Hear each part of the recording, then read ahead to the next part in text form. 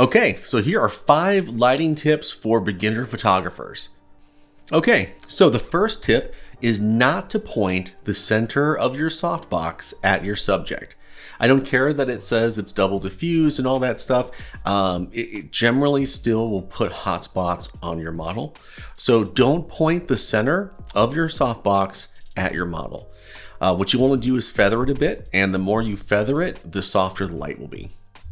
Okay, so tip number 2, you're outside, hard sunlight, and you've appropriately put the sun behind your subject, and now you have a reflector and you'd like to put some light on your subject.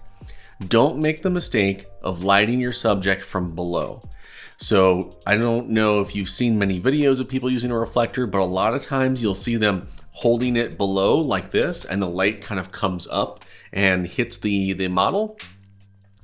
Well, you don't really want to do that because that's monster lighting, right? Like when you're a kid and you put the flashlight underneath your face and it gives you that weird, scary look. Yeah, don't do that to your models, your subjects, your family, whoever you're taking pictures of. That is terrible lighting.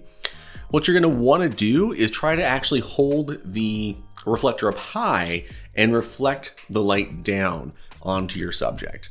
That way you get a much more pleasant and normal angle of light on the face. Okay, so tip number 3. If you're not an event photographer and you're doing portraits, don't use on-camera flash. In general, you want flash to be coming from above the subject and down. And a lot of times when you have an on-camera flash, it's directly at the person, or you've turned your camera to the side and it's sort of lighting them from the side here. And then even worse, sometimes photographers will sort of squish down a little bit and like shoot them up, and now you're getting up lighting. So when you can avoid it, don't use on-camera flash. Okay, so tip number 4, and this is don't put your subjects in modeled light. Modeled light is where you have like breaks in the trees, so you'll have like a spot of highlight here, then a shadow here, and then a highlight here and a shadow here. That stuff generally looks pretty bad. Now, there are some photographers, and you might get there eventually too, who can kind of use that creatively to create sort of a cool ambiance.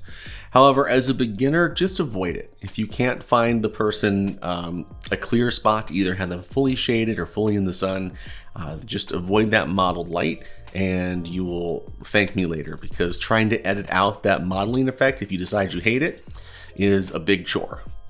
All right, so last and final tip is that when you are buying your first off-camera flash and you're wondering what modifier to buy, avoid buying a beauty dish as your first modifier.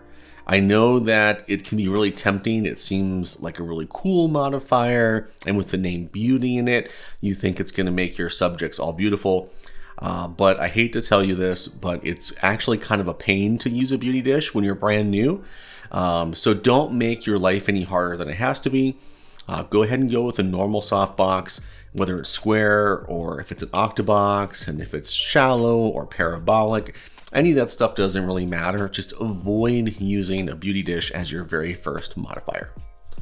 All right, so if you guys have any other tips for folks and you want to leave them in the comments, I'd appreciate it. If you have any questions, feel free to leave those in the comments as well.